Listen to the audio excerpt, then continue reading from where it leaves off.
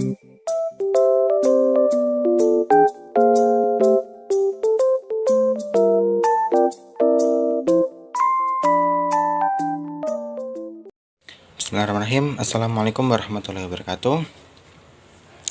Di sini kelompok kami akan menjelaskan tentang sedikit mengenai kimia inti, radioaktif, dan reaksi pada isotop.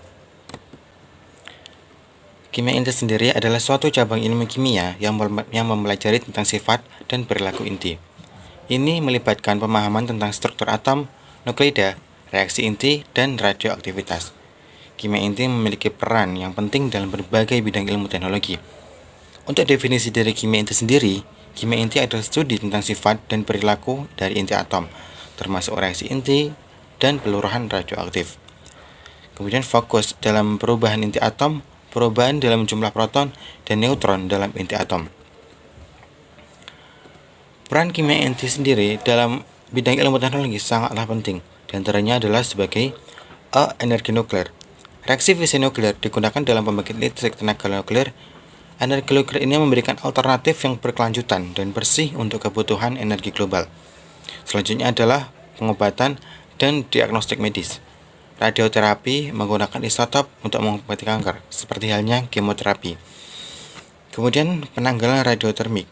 Metode penanggalan radiotermik digunakan untuk menentukan usia fosil organik.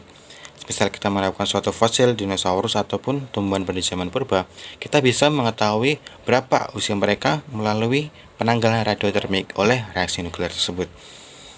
Kemudian selanjutnya adalah penelitian dan teknologi. Reaksi nuklir ini sering sekali digunakan dalam penelitian tentang struktur atom, sifat nuklir, dan reaksi inti. Aplikasi nuklir seperti sinar X, pemindai, dan juga alat pendeteksi lainnya. Selanjutnya kita mulai dari hal paling dasar, yaitu struktur atom. Atom sendiri adalah unit dasar dari materi yang terdiri dari inti atom dan elektron-elektron yang mengelilinginya. Kimia inti mempelajari tentang struktur atom dan juga komponen-komponen inti atom lainnya. Komponen-komponen inti pada suatu atom diantaranya adalah proton dengan simbol P, neutron, dan juga elektron. Bisa dilihat di gambar tersebut. Lebih jelasnya tentang struktur atom. Ada inti atom yang tersusun atas proton yang bermuatan positif dan juga neutron yang bermuatan netral. Kemudian dikelilingi oleh elektron dan terdapat bagian luar nukleus.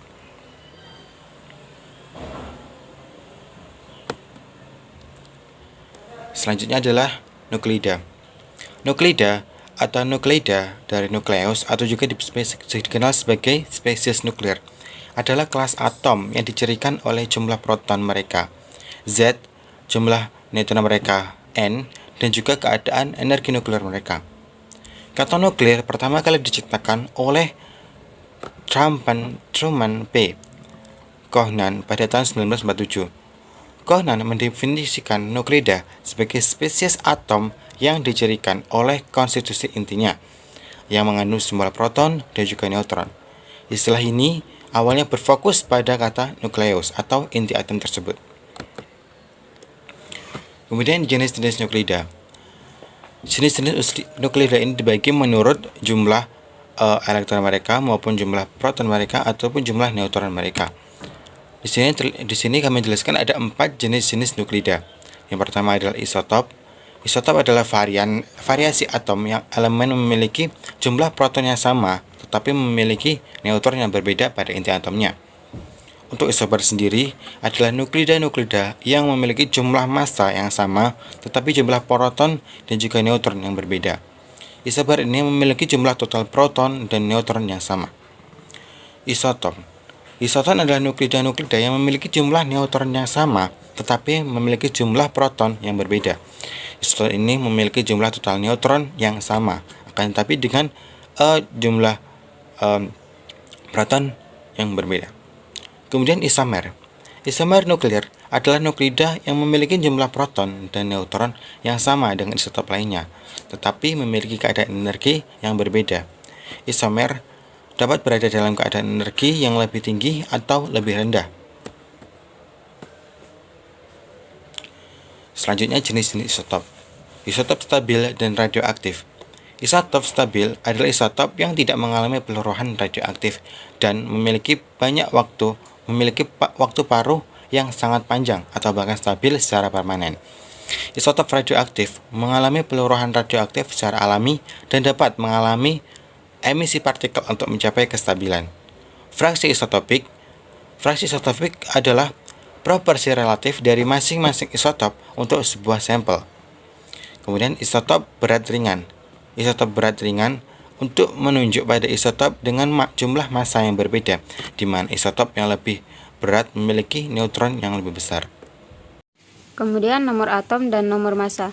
Simbol atom yaitu AZX. A-nya itu nomor massa, X-nya lambang atom atau unsur, Z-nya itu nomor atom. Z sama dengan nomor atom, sama juga dengan jumlah proton.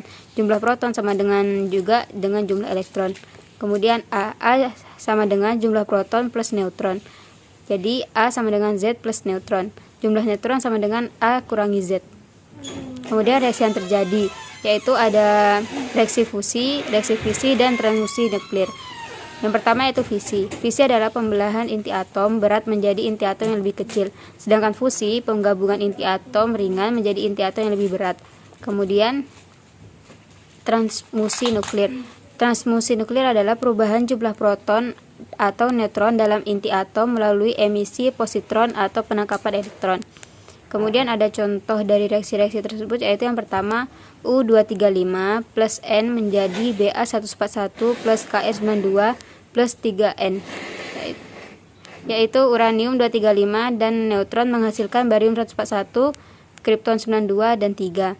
Kemudian contoh yang kedua yaitu 4,1H menjadi 4,1H menjadi 4He plus 2P plus 2N plus energi. 4 atom hidrogen proton bergabung untuk membentuk satu atom helium inti dan melepaskan energi besar serta proton dan neutron tambahan. Kemudian contoh yang ketiga yaitu N14 plus N menjadi C14 plus P. Neutron 14 dan neutron menghasilkan karbon 14 dan proton. Radioaktivitas. Radioaktivitas itu adalah sifat dari inti atom yang tidak stabil yang mengalami peluruhan spontan dan mengeluarkan partikel subatomik atau sinar gamma. Fenomena ini ditemukan oleh Henry Becquerel pada tahun 1896 ketika ia menyadari bahwa mineral uranium dapat memancarkan sinar yang dapat mengesat film fotografi. Inti atom yang tidak stabil dapat mengalami 3 jenis peluruhan radioaktif utama. Yang pertama yaitu peluruhan alfa. Inti atom melepaskan peluruhan alfa yang terdiri dari 2 proton dan 2 neutron. Yang kedua yaitu peluruhan beta. Inti atom melepaskan elektron beta minus dan positron beta plus. Kemudian yang ketiga yaitu peluruhan gamma. Inti atom mengeluarkan sinar gamma yaitu sinar elektromagnetik dengan energi tinggi. Proses radioaktif ini terjadi dengan tujuan mencapai kestabilan inti atom yang lebih rendah. Peluruhan radioaktif tidak dipengaruhi oleh faktor eksternal seperti suhu, tekanan, atau lingkungan kimia. Waktu yang diperlukan bagi setengah populasi isotop radioaktif untuk mengalami peluruhan disebut waktu paruh. Waktu paruh adalah waktu yang diperlukan bagi setengah dari inti atom yang ada untuk mengalami peluruhan radioaktif. Kemudian jenis radioaktif. Yang pertama yaitu peluruhan alfa. Inti atom melepaskan partikel alfa yang terdiri dari 2 proton dan 2 neutron. Yang kedua yaitu peluruhan beta, yaitu inti atom melepaskan elektron atau beta minus atau positron yaitu beta plus. Yang ketiga yaitu peluruhan gamma, yaitu inti atom mengeluarkan sinar gamma yaitu sinar elektromagnetik dengan energi tinggi. Kemudian teknologi radioaktif. Radioaktif memiliki berbagai aplikasi termasuk dalam bidang kedokteran, pengobatan, radioterapi, industri, penanggalan radiometrik, dan penelitian ilmiah. Namun sifat radioaktif juga dapat berpotensi berbahaya bagi manusia dan lingkungan, sehingga perlu dilakukan pengawasan dan pengelolaan yang ketat untuk menjaga keselamatan dan keamanan. Radioaktif dapat digunakan dalam bidang medis untuk pengobatan dan diagnosis penyakit. Radioisotop digunakan dalam penelitian ilmiah, arkeologi, dan penanggalan radiometrik. Radiasi dapat digunakan dalam industri untuk pengukuran sentrilisasi dan pengujian bahan. Yang selanjutnya yaitu adalah penerapan teknologi nuklir dalam kehidupan. Yang pertama sebagai pembangkit listrik tenaga nuklir atau PLTN, yang kedua sebagai pengobatan kanker, dan yang ketiga sebagai penelitian ilmiah dan pengembangan teknologi. Selanjutnya kita masuk pada contoh soal. Nah, contoh soal yang pertama yaitu suatu zat radioaktif mempunyai waktu paruh 20 tahun. 25 gram zat itu disimpan selama 60 tahun. Berapa gram sisanya? Nah, dari soal di atas diketahui N0 sama dengan 25, T setengah sama dengan 20, dan T sama dengan 60. Di sini kita akan menggunakan rumus NT per N0 sama dengan setengah pangkat N. Jadi, mula-mula kita harus mencari nilai N terlebih dahulu. N sama dengan T per T setengah, sama dengan 60 per 20. Diperoleh nilai N sama dengan 3. Selanjutnya, kita masuk kepada rumus NT per N0 sama dengan setengah pangkat N. Jadi, NT per 25 sama dengan 1 per 2 pangkat 3. NT per 25 sama dengan 1 per 8. Kemudian kita kalikan silang, jadi NT sama dengan 25 per 8. Diperoleh hasil 3,125 gram. Jadi massa sisanya yaitu 3,125 gram. Contoh soal yang kedua yaitu suatu contoh bahan radioaktif pada tanggal 1 Juli pukul 9.00 waktu Indonesia Barat dalam alat pencacah menunjukkan hitungan 2400 dps. Pada tanggal 10 Juli jam 9.00 waktu Indonesia Barat pada alat pencacah menunjukkan angka 300 dps. Maka waktu paruh isotop radioaktif tersebut adalah, dari soal di atas diketahui AT sama dengan 300 dps, A0 sama dengan 2400 dps, dan T sama dengan 9 hari. Pada soal di atas yang ditanyakan yaitu waktu paruh isotop radioaktif. Di sini kita mula-mula mencari nilai N terlebih dahulu. Rumusnya yaitu AT per A0 sama dengan setengah pangkat N.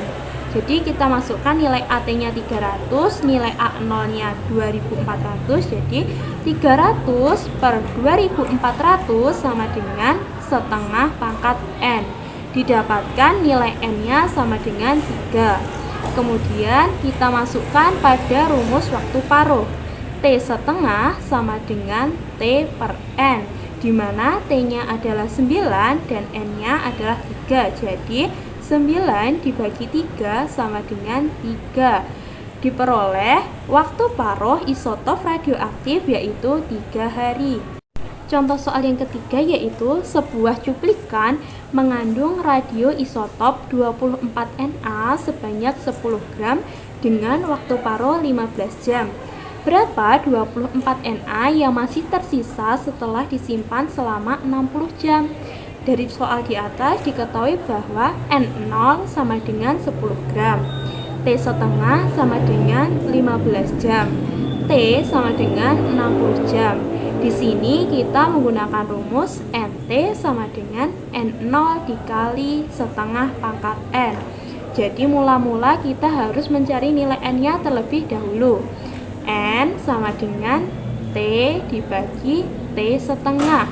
Jadi 60 dibagi 15 hasilnya 4. Jadi selanjutnya kita tinggal masukkan NT sama dengan 10 dikali setengah pangkat 4 sama dengan 10 dikali 1 per 16. Diperoleh hasil 0,625 gram. Jadi massa yang masih tersisa setelah disimpan selama 60 jam sama dengan 0,625 gram. Sekian materi kimia inti yang dapat kami sampaikan. Apabila ada kurangnya, kami mohon maaf. Akhirul kalam. Wassalamualaikum warahmatullahi wabarakatuh.